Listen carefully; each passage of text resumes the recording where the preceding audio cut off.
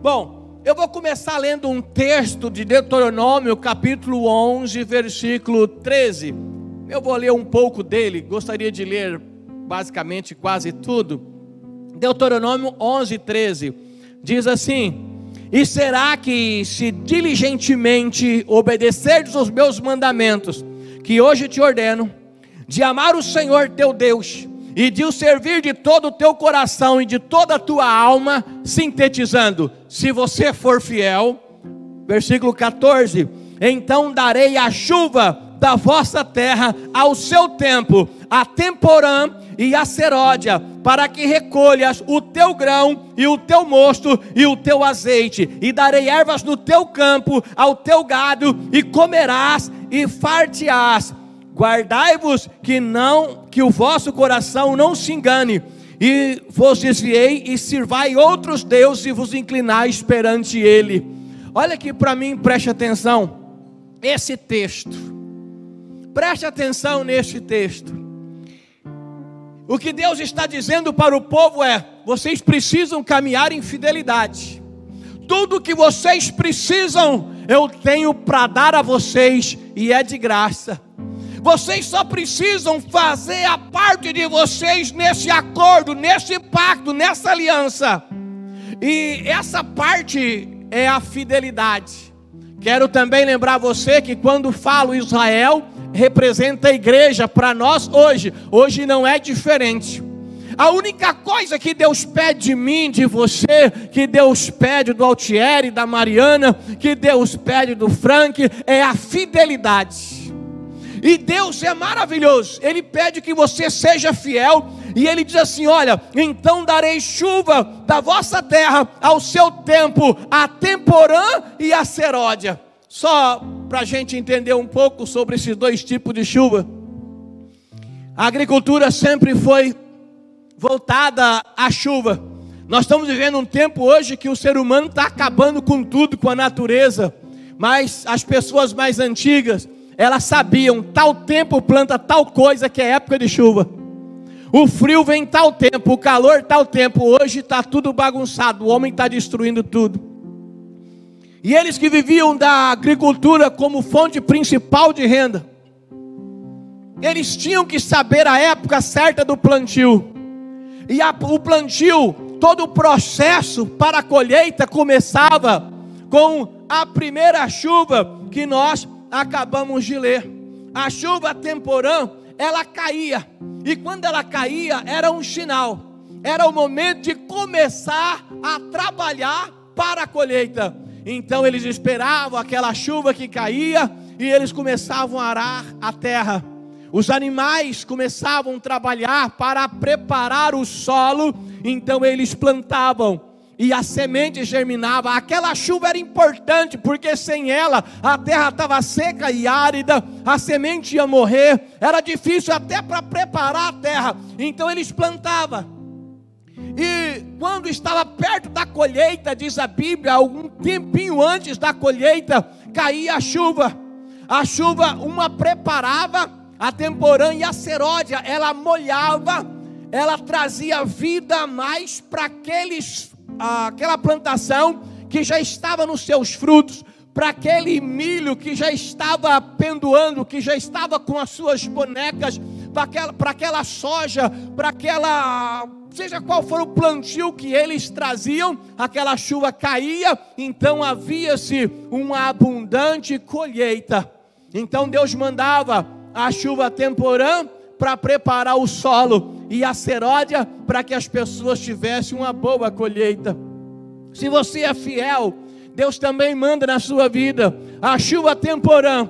A chuva temporã na tua vida é aquele momento em que você se alegra com uma promessa. É aquele momento que você recebe algo de Deus e começa a visualizar, mesmo que a tua vida esteja em completa seca, mesmo que as coisas estejam difíceis. Tem gente que não entende, mas por que ele está animado? Por que ele está crendo? Por que ele está olhando para frente? Por que ele está de cabeça erguida? É porque Deus já mandou a chuva temporã, e você está entendendo que um processo está começando para a tua colheita. Então você começa a preparar a terra, você começa a arar a terra, você começa a preparar o teu coração. A semente é semeada e ela começa a germinar, e você começa a tomar posse da bênção de Deus que vai vir lá na frente. Agora é só o plantio, a colheita vem depois, mas se não tiver plantio, não tem colheita. E você começa a caminhar pela força da fé dessa chuva temporã. E quando chega o momento perto de você tomar posse da bênção, Deus manda a chuva seródia, aquela que você então se posiciona, aquela que você já toma posse e sabe, agora está chegando. Ou você nunca esteve assim perto de uma bênção, olha, está chegando, falta pouco. Mesmo que muitas pessoas estivessem duvidando, você sabia que estava no caminho. O processo nunca é muito fácil, mas para viver o propósito tem que passar pelo processo. Todo mundo quer tomar posse do propósito de Deus para a tua vida, mas peca no processo. Não é fácil o processo, não é fácil o caminho, mas se você é fiel, Deus está prometendo ao povo de Israel, Deus está prometendo para vocês: então darei a chuva da vossa terra ao seu tempo, a temporã e a seródia, para que recolhas o teu grão, o teu mosto, o teu azeite, e darei erva no teu campo e o teu gado, e comerás e fardear. Porém, seja fiel, verso 16, isso aqui eu já falei, que eu já li: guardai-vos que o vosso coração não vos engane, e não vos desvieis e sirvais outros deuses. Você só tem que fazer isso. Adore somente a Deus e seja fiel, e as bênçãos do Senhor virão sobre ti e te alcançarão. Era o que Deus pedia para o povo. Deixa eu puxar a minha Bíblia aqui, quero ler outro texto. Eu quero ler o que disse o profeta Amós. Em Amós 4, versículo 6, lemos assim: você sabe que Deus prometeu a bênção e pediu para Israel: seja apenas fiel. E foi a única coisa que eles não conseguiram fazer, serem fiéis. E a chuva cessou. Se você não é fiel, não importa o que você acha, porque hoje todo mundo acha alguma coisa. Não importa o que você pensa, hoje todo mundo pensa alguma coisa. O que importa é o que a palavra de Deus diz. E se você não for fiel, o céu pode se fechar sobre você e não cair mais chuva, que simboliza assim as bênçãos do Senhor. Amós capítulo 4, versículo 6: por isso também vos dei limpeza de dentes em todas as vossas cidades, e a falta de pão em todos os vossos lugares. Contudo, não vos converteis a mim, diz o Senhor. Além disso, retive de vós a chuva, faltando ainda 3 meses para a ceifa. Ou seja, o povo começou a se desviar e Deus começou a fechar os céus. Eles estavam próximos da colheita, faltando 3 meses. A plantação estava indo de vento em popa. Então Deus reteve a última chuva. Então a colheita já não seria tão boa assim. E fiz chover sobre uma cidade, e sobre outra cidade não fiz chover. Sobre um campo choveu, mas sobre o qual não choveu, se secou. Resumindo, lá em Amós, Deus estava já chamando a atenção do povo: vocês se desviaram, vocês não cumpriram o propósito da minha aliança, o pacto de vocês, melhor dizendo, a parte de vocês na aliança. Então por isso a chuva cessou, o céu se fechou 3 meses antes da colheita. Em um tempo, em um momento tão importante, o Senhor vem e avisa. Nós lemos Deuteronômio 11, 13. Eu não li tudo, mas se você continuar lendo, você vai ver que Deus dá aquela promessa de bênção, e depois Ele fala: porém, se você desviar, eu vou fechar o céu sobre vocês. E o que aconteceu foi que o povo se desviou e começou a adorar outros deuses. Naquele tempo tinha um Deus que era chamado Deus da chuva, era chamado Deus da tempestade, era um Deus poderoso entre os gentios. E esse Deus da chuva, você conhece ele pelo nome de Baal. Baal era tido como o Deus da chuva, o Deus que fazia chover. Pegava carona na grandeza do poder de Deus e se intitulava como o Deus da chuva. Mas quem mandava a chuva era o próprio Deus. Baal queria ser poderoso. Entre as pessoas ele era um Deus poderoso, porque a chuva representava tudo, representava a vida naquele tempo. Agora hoje é a mesma coisa. Já imaginou se parar de chover? Já imaginou? Começa as plantações secarem, morrer, começa a subir o preço, começa a faltar, a escassez, começa a secar as represas, os reservatórios, as pessoas começam a ter problema de água até para consumo. A gente sabe em época de seca, até que no Brasil, que tem muita água, tem lugares que tem que fazer rodízio, tal dia água nessa casa, tal dia na outra, porque a represa fica abaixo do seu nível e tem que poupar, porque senão vai ter problema. Então a água sempre foi vida e sempre será. Mas o povo estava se afastando da presença de Deus, deixando de obedecer, deixando de ser fiel. E Deus vem sempre alertando o povo e pedindo para ele voltar. Eu estou falando tudo isso para nós chegarmos lá naquela bênção da mão do homem que nós todos cantamos e gostamos mais dessa parte. Deus então trouxe uma revelação a Salomão, muito importante. Deixa eu abrir aqui, eu vou ler, você vai ver que uma parte dela é muito famosa e você conhece muito bem. E o Senhor apareceu de noite a Salomão e disse: ouvi tua oração e escolhi para mim este lugar para a casa de sacrifício. Se eu cerrar os céus e não houver chuva, e se ordenar aos gafanhotos que consumam a terra, ou se enviar pestes entre o povo. Deus estava dizendo para Salomão que o povo estava perecendo, que o povo estava tendo dificuldade, mas mesmo que se ele tivesse fechado tudo, além de não mandar chuva, enviasse os gafanhotos, que além de não produzir, comesse o pouco que tinha, o povo precisava fazer alguma coisa. Aí vem a parte que você conhece, aí Deus diz: e se o meu povo, que se chama pelo meu nome, se humilhar e orar, e buscar a minha face, e se converter dos seus maus caminhos, então eu ouvirei dos céus, e perdoarei os seus pecados, e sararei a tua terra. Agora estarão abertos os meus olhos e atentos os meus ouvidos à oração deste lugar, de 2 Crônica, capítulo 7, versículo 12 ao 15. Deus vem alertando o povo, e vem mostrando ao povo que eles precisavam tomar uma posição. Sabe, irmãos, às vezes acontecem algumas tragédias na nossa vida. Às vezes acontecem algumas coisas terríveis na nossa vida. Mas você percebeu que não acontece sem Deus primeiro avisar? As coisas que acontecem em nossa vida, geralmente nós ficamos sabendo. Deus dá um jeito de falar, Deus dá um jeito de avisar. Então Deus veio avisando o povo, Ele foi revelando ao povo, mas o povo foi se afastando de Deus, e se aproximando mais de Baal.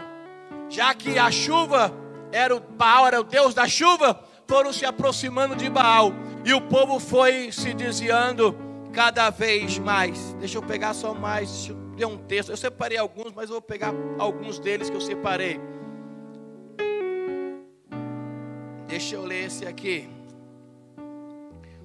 Diz assim a palavra de Deus: assim diz o Senhor que te criou e que te formou desde o ventre, e que te ajudará. Não temas, ó Jacó, servo meu, e tu, Jerusalém, a quem escolhi, porque derramarei água sobre o sedento e rio sobre a terra seca. Derramarei o meu espírito sobre a tua posteridade e a minha bênção sobre os teus descendentes, e brotarão entre a erva como salgueiro junto aos ribeiros de água. este dirá: eu sou do Senhor, e aquele chamará o teu nome Jacó, e aqueles outros que verá com a sua mão: eu sou o Senhor, e por sobrenome tomarás o nome de Israel, entre outras coisas. Mais um versículo: assim diz o Senhor, Rei de Israel, o teu Redentor, o Senhor dos exércitos: eu sou o primeiro, eu sou o último, e fora de mim não há Deus. Isaías 44, versículo 1 ao 6. Você percebeu que Deus vai mostrando para o povo: não tem outro Deus, seja fiel a mim, não se volte à idolatria, não se envolva com o pecado, eu te escolhi, eu te santifiquei, vive em santidade, caminha em comunhão. Mas se você pecar, se converta, ore, humilha, e eu mando a chuva de novo. Deus é um Deus de graça e misericórdia. Mas o povo foi se afastando tanto que chegou um momento que diz a Bíblia que eles cocheavam entre dois pensamentos. O povo começou a pensar: será que Deus é Deus mesmo? Ou será que Baal é Deus?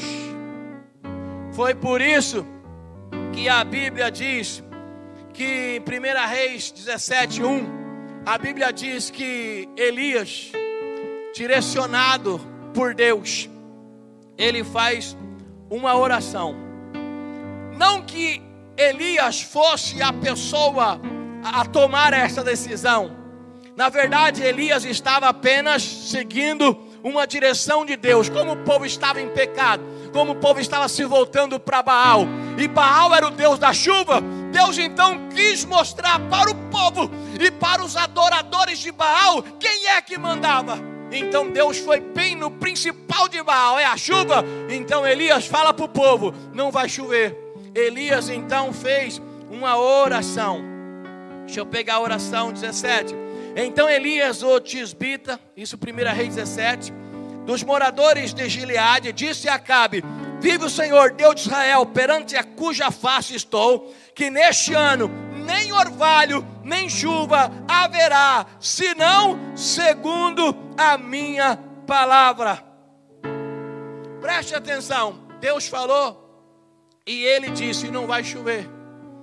E não choveu naquele tempo. Não choveu naquele ano. Você pode imaginar o que é um ano sem chuva para um povo agropastoril?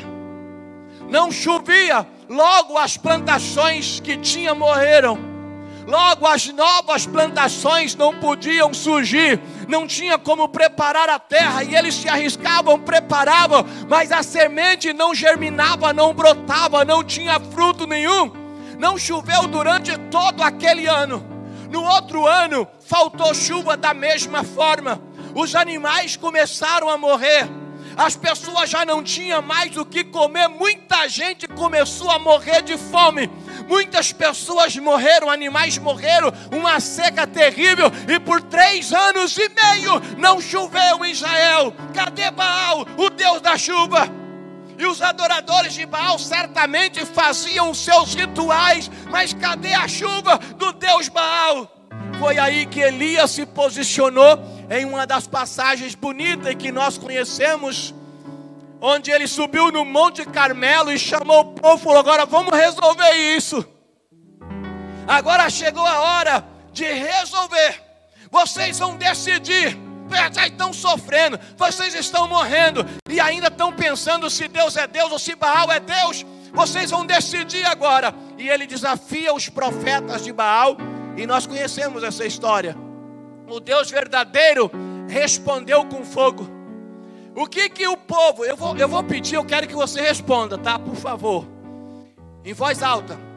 O que o povo fez depois que Deus derramou fogo dos céus?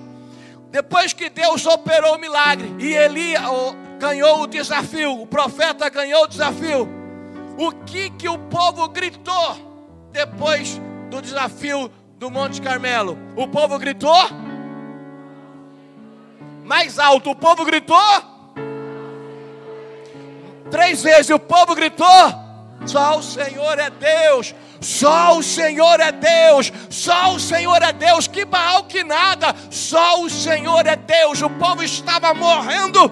Foi preciso algo assim. de impacto, para que o povo então enxergasse que Baal não era Deus de coisa nenhuma, e que o verdadeiro Deus, o Deus da chuva, o Deus da bênção, o Deus da graça, o Deus da misericórdia, era o Deus do profeta Elias, era o Deus criador dos céus e da terra, era o Deus que havia dito: eu sou Deus e fora de mim não há Deus nenhum, seja fiel. Depois que o povo se converteu, aí nós chegamos no texto que nós lemos no começo. Aí Elias orou a Deus. Após a bênção, após a morte dos profetas de Baal, que está em 1 Reis 18, lá no finalzinho, no versículo 41, Elias então disse a Acabe: sobe, bebe, porque ruídos há de uma abundante chuva. Irmãos, olha aqui para mim. Elias não falou: ó, tá chovendo, tô sentindo um frescor aí, vai cair uma chuva forte. Ele falou assim: ó, eu ouço o ruído de abundante chuva, mas era uma seca de 3 anos e meio.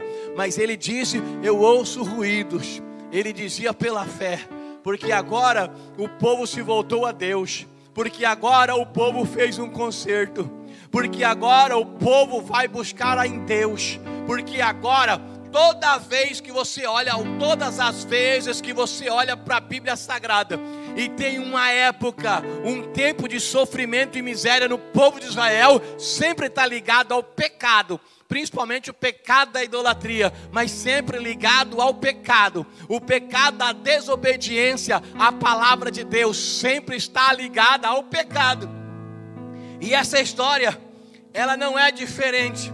Mas quando Elias viu e percebeu que o povo havia se voltado para Deus, ele já disse para Acabe: sobe, come e bebe, porque ruídos há de abundante chuva. Era uma seca terrível, mas por que o profeta Elias ouvia ruídos de abundante chuva? Por causa da fidelidade do povo. Você pode estar sofrendo, você pode estar passando por luta, você pode estar numa situação difícil, mas se você se posicionar em fidelidade, ainda na situação difícil, você começa já a ouvir ruídos de abundante chuva. Acabe subiu a comer e a beber, diz versículo 42, Elias subiu ao cume do Carmelo, se inclinou por terra e meteu o seu rosto entre os joelhos. Elias então viu pela fé e ele foi orar. Meu irmão, eu não sei qual é a situação que você está passando, mas faz um concerto com Deus, veja pela fé e dobra o seu joelho e comece a orar, comece a falar com Deus, tenha o seu tempo com Deus na tua casa, não seja aquele irmão de oração na igreja, só ora quando alguém pede para orar na igreja, só ora na hora do culto, só ora em um culto de oração, só ora quando vamos orar. Tenha o seu tempo, você e Deus, você precisa ter um tempo com Deus. Crente que não tem tempo com Deus de oração sozinho na casa é ateu, porque o ateísmo na prática é justamente não orar, porque a oração é dobrar o joelho, porque você crê que Deus está ouvindo, que Deus está presente, que Deus recebe a tua oração, então você ora em nome de Jesus. Pastor Sidney, que coisa terrível, eu não tenho o costume de orar sozinho, então comece agora. Sem oração você não vai a lugar nenhum. Sem ler a Bíblia você não chega a lugar algum. Leia a palavra de Deus. Pastor, eu leio muitos livros, tá, mas e a Bíblia Sagrada? Quando você lê um livro evangélico, tem citações bíblicas, já é importante, mas leia a Bíblia, tente ler os textos da Bíblia. Pastor, eu tenho caixinha da promessa. Cuidado com caixinha de promessa. Você pode ter? Pode, mas tem que tomar cuidado como você usa. Não é biscoito da sorte chinês, que você tira, opa, Deus falou comigo. Se for algo mais duro, opa, não é comigo. Embora, geralmente, lá só tem promessas gostosas. A maior parte é gostosa, não tem muita repreensão. Eu nem sei muito também, porque eu nunca fui de ter caixinha de promessa. Eu prefiro a promessa inteira. Pastor, eu tenho caixinha de promessa, eu posso ter? Pode. Mas sem esse negócio, eu vou tirar um versículo e Deus vai falar comigo. Deus fala com você sempre, mas tira um versículo para ler em todo o tempo. É para você ter em mãos a palavra de Deus. Aí você pode ter, mas se for para tirar, para ver a sorte, vai na cartomante.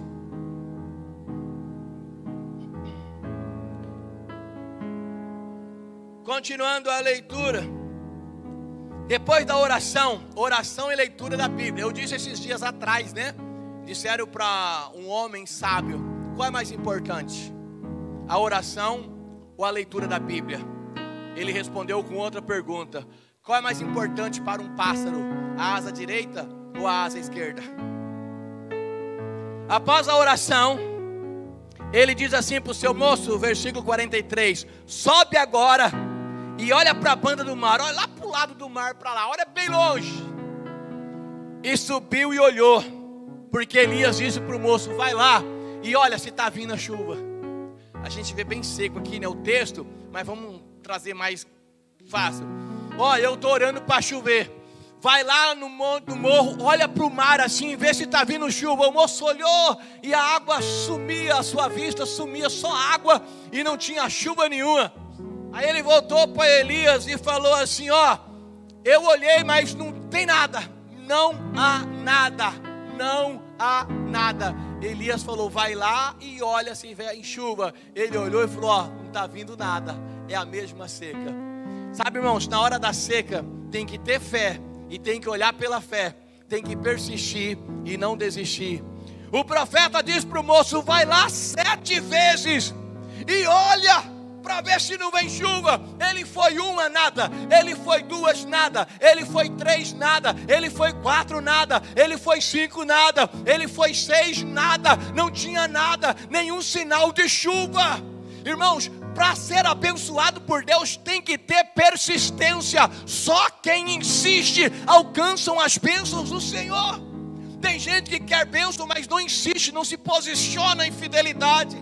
Não espera, ele quer para hora, se não dá ele já desiste, aí ele tenta outro projeto, não dá, ele vai para outro. Pessoas inconstantes, a Bíblia chama de homem de ânimo dobre, ou seja, duplo ânimo, não vai receber nada de Deus. Sabe aquela pessoa que todo mês você encontra ele tem um projeto diferente, aí você olha e projeto nenhum anda. Mas ele desiste, ele não é que ele tem vários, ele começa o projeto: não, agora eu estou em outro, não, agora eu estou em outro, não, agora eu estou em outro, não, agora eu estou em outro, e ele nunca está em projeto nenhum, é inconstante. Pessoas inconstantes na vida não vão ter sucesso. Pega a história de pessoas de sucesso, grande e pequeno. Pequeno que eu digo em relação à tua visão, né? Porque sucesso na vida da gente, seja qual for, ele é grande. Porque sucesso é quando nós alcançamos a bênção de Deus em alguma área da nossa vida, ou quando somos agraciados em alguma área. Seja grande, seja pequeno, constância, constância, constância. Aquele profissional que você vê trabalhando na área, não sabe quanto ele sofreu na faculdade, se ele é de fora, que nem muita gente aqui viaja, quanto ele sofreu nas viagens, quantas vezes. Mas ele insistiu, ele persistiu, muitos desistiram, mas ele foi até o final. Vai lá 7 vezes e olha, na 7ª vez, o moço chegou ao profeta e diz assim: olha, agora eu vi uma nuvem lá no céu, mas é uma nuvem pequena, do tamanho, olha aqui para mim, do tamanho da mão de um homem. Ele diz assim para o profeta: olha, ainda não tem nada, só tem uma nuvem do tamanho da mão de um homem. Eu vou ler.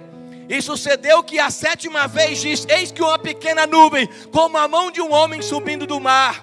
Para aquele jovem era apenas uma pequena nuvem do tamanho da mão de um homem, não é nada, não vai chover, não tem chuva. Mas quando ele disse para o profeta: tem uma nuvem do tamanho da mão de um homem, olha o que diz o profeta. Então disse ele, o profeta Elias: sobe e diz a Acabe: aparelha o teu carro e desce, para que a chuva não te apanhe, porque vai chover.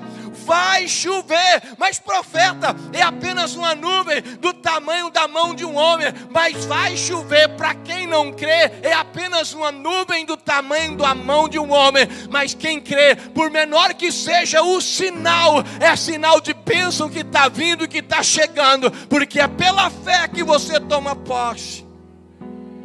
Isso me faz lembrar, e lembrar você, na hora da luta, da escassez, na hora que você precisa do milagre, Olhe e não despreze os pequenos detalhes, as pequenas coisas que estão acontecendo.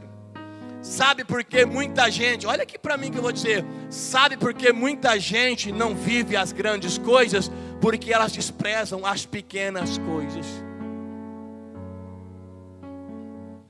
Eu vou repetir, muita gente não vive as grandes coisas porque desprezam as pequenas coisas. Eram 100 ovelhas presas no aprisco, mas uma se perdeu. Aí o pastor foi lá, deixou as 99 no aprisco e foi atrás daquela uma que havia se perdido. Era um pequeno detalhe. Se ele tinha 99, logo ia se reproduzir e ele teria muitas e muitas outras ovelhas. Para que correr atrás de uma única ovelha que havia se perdido? Porque aquele pastor sabia que o futuro da 99, das grandes coisas, estava nas pequenas coisas, na uma que havia se perdido. Aquele pastor não sabia como ela havia se perdido. Será que foi um lobo feroz que atacou a ovelha? Se tem um lobo ali perto na região, atacou uma, amanhã ele vem e ataca duas, ataca três, ataca cinco, ele pode acabar com o rebanho.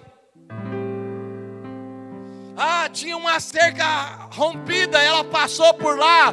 Já tem um velho ditado: onde passa um boi e onde passa uma ovelha, passa uma ovelhada. Então ele sabia que poderia se perder também as ovelhas. Caiu numa terra movediça, onde cai uma, cai as outras. Então, ao encontrar a ovelha ferida e trazer, ele não estava cuidando apenas da ovelha ferida, ele estava cuidando do futuro das 99. Ninguém sai na rua e sai tropeçando assim. O que foi? Eu tropecei no Monte Everest. Alguém tropeça no Monte Everest? Alguém tropeça em um monte enorme? Não, a gente tropeça em pequenas pedras. Então preste atenção nos detalhes pequenos da vida. O segredo das grandes coisas estão nas pequenas coisas. A pessoa que perde o emprego, nossa, que terrível, algo terrível aconteceu, é um grande evento, a perda de um emprego. Ele simplesmente perdeu o emprego por um acaso? Não, foi no dia a dia, passo a passo. Pequenos erros, pequenas falhas, culminou em sua demissão. O casamento que foi destruído por causa do adultério. Eu sempre brinco, né? Ninguém levanta de manhã, dá uma espreguiçada e fala assim: acho que eu vou dar uma adulterada hoje. Não é assim que acontece. São pequenos detalhes, pequenas liberdades, pequenas questões que as pessoas não cuidam, não vigiam, vai dando espaço. O homem acha que é muito forte, mas não tem nada mais forte do que a natureza humana. Você tem que submeter à presença de Deus, à graça de Deus, à misericórdia de Deus. Quando ele vê, ele já está tomado. Todo homem acha, toda mulher acha. Quando eu digo homem, falo seres humanos. Já acha que está no controle de tudo e que domina tudo. Mas é preciso buscar em Deus e fidelidade. É preciso saber que nós somos limitados. Então, não deis lugar ao diabo. Resistir firme, ele fugirá de vós. Então o futuro das grandes coisas estão nas pequenas coisas. Era apenas uma nuvem do tamanho da mão de um homem para o moço, mas para o profeta era o sinal de uma tempestade. Versículo 45. E sucedeu que entretanto os céus se enegreceram com nuvem e vento, e veio uma grande chuva. Acabe subiu ao seu carro. Ou seja, a chuva caiu, a fome, a seca, a desgraça que vivia aquele povo, agora é regada pela misericórdia de Deus, por causa da conversão do povo novamente ao Senhor. Deus havia avisado: olha, tem seca e vocês não se convertem a mim. Se vocês se converterem, se vocês orarem e humilhar, eu vou derramar chuva, eu vou mandar chuva. E quando o povo se posicionou em fidelidade, a chuva caiu sobre Israel. Pastor, a história é legal de Israel. Eu não estou falando de Israel, estou falando de mim. Eu estou falando de você. Se tem seca na tua vida, é porque está faltando se humilhar e orar. Está faltando se arrepender e se voltar a Deus. Não adianta só falar da seca, todo dia levantar, é muita seca. Todo dia, não tem comida. Os animais estão morrendo. A plantação não vinga. Não dá para parar a terra. Não vai mudar nada na tua vida. Ninguém muda uma vírgula. Ninguém muda 1 milímetro da tua tua vida só por ficar falando. Às vezes falar demais agiganta o problema. Então tem que se posicionar. E a primeira parte, para quem não crê em Deus, nem estou pregando, é para você que crê. Se posicione, conserte a tua vida e fala: Deus, pode mandar chuva. Aí você pode sair daqui hoje, pode continuar a sua semana olhando para o céu, porque Deus vai mandar chuva. Talvez você olhe amanhã, não amanhã exatamente segunda, mas amanhã, falando de espaço, de tempo, e você não vê nenhum sinal. Tem gente que recebe uma promessa de Deus, quer que aconteça amanhã. Às vezes depois você olha, não vai ter sinal. Mas continue olhando, porque de repente você vai enxergar, mesmo que seja uma nuvem pequena, do tamanho da mão de um homem. E quando você enxergar uma nuvem pequena do tamanho da mão de um homem, não fale assim: é apenas uma nuvem pequena, não vai chover. Se você espera chuva e você vê apenas um sinal, comece a adorar, a louvar e a glorificar a Deus, porque para aquele que crê, uma nuvem pequena do tamanho da mão de um homem é sinal que a chuva vai descer, como nós cantamos. É sinal que vem a chuva seródia, é sinal que vem a chuva temporânea depois da seródia, é sinal que vem colheita, é sinal que vem bênção, é sinal que vem resultado, é sinal que vem fartura, é sinal que vem sucesso, é sinal que vem bênçãos direto dos céus sobre a tua vida, a tua casa, a tua família, os teus filhos e os filhos dos teus filhos. Eu quero só fazer uma pergunta: você entendeu a palavra, meu irmão? Que você possa receber essa palavra no teu coração. Eu sei que cada pessoa recebe de um jeito, mas o importante é que você recebeu de Deus, e que as palavras que você lê na Bíblia, o louvor que você canta no domingo, a mensagem que você ouve, ela possa nutrir a tua alma, se alimentar para toda semana de trabalho, para toda a sua vida. E toda semana você vem se abastecer na casa de Deus, para ir lá fora, a luta e a batalha lá. Aí você vai e se posiciona como homem e mulher de Deus. Muitas pessoas não têm sucesso, porque algo simples vir na igreja acaba sendo rotineiro. Ela vai como se fosse num clube social aos finais de semana. A palavra de Deus não é tão importante para ela. Não, ela quer receber palavra de alguma coisa diferente ou sobrenatural. Ela quer ouvir um pastor que prega para milhões de pessoas no YouTube, e ela se esquece que a autoridade para abençoar a vida dela repousa sobre as mãos do pastor que Deus colocou sobre a vida dela. É um detalhe pequeno, mas que faz toda a diferença. Eu vejo uma pequena nuvem do tamanho da mão de um homem, e este é um sinal que a sua chuva vai descer. Feche os seus olhos e diga para Deus: se tiver que fazer um concerto, faz agora. E diga para Deus: Senhor, eu vou andar de cabeça erguida, olhando para o céu. Quem anda de cabeça baixa não consegue nada. Cabeça erguida, olhando para o céu. A cabeça erguida em todo momento, na hora da seca, cabeça erguida, olhando para o céu. Olhe para o céu, porque Deus sempre vai mandar um sinal. Aleluia. Ele manda o sinal e depois manda a chuva. E a chuva te prepara para a colheita. Talvez na sua vida, em algumas áreas, você teve os 3 anos e meio de seca. Quem sabe 10 anos, 20 anos, 30 anos, isso não importa. Quem sabe 10 dias, 20 dias, 50 dias, isso não importa. Cada caso é um caso, cada pessoa é uma pessoa. Mas você que teve anos de seca na tua vida, e você ousou caminhar de cabeça erguida, olhando para o céu, para a palavra de Deus: eleva os meus olhos para os montes, de onde me virá o socorro? Vem do Senhor que fez os céus e a terra. Você hoje talvez esteja debaixo de uma abundante chuva do Senhor. Isso é porque você persistiu. Mas se outras áreas da tua vida está árido e seco, o tempo está limpo e não chove de jeito nenhum, não tem nem sinal de chuva, creia na promessa do Senhor. O Deus que mandou chuva no teu deserto e fez dele um pomar frutífero, Ele vai fazer novamente. Ele é o teu Deus. Aleluia. Bendito seja o nome do Senhor Deus, o Deus de Israel.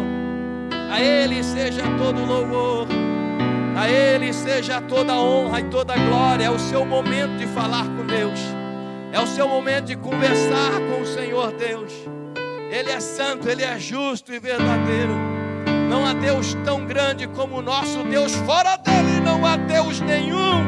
Ele é o único digno de todo louvor e adoração. Aleluia. A palavra de Deus em Isaías capítulo 44, no versículo 2, ela diz assim: assim diz o Senhor que te criou e que te formou desde o ventre, e que te ajudará. Não temas, ó Jacó, servo meu. Eu te escolhi, porque derramarei água sobre o sedento e rio sobre a terra seca. Derramarei o meu espírito sobre a tua posteridade e a minha bênção sobre os teus descendentes. E brotarão entre as ervas como salgueiro junto aos ribeiros de água. Este dirá: eu sou do Senhor. E aquele que chamará do nome de Jacó, e aquele outro escreverá com a sua mão: eu sou do Senhor. E por sobrenome tomará o nome de Israel. Assim diz o Senhor, Rei de Israel, o teu Redentor: eu sou o Senhor dos exércitos. Eu sou o primeiro e o último, e fora de mim não há Deus nenhum. Aleluia. Vamos aplaudir bem forte o Senhor.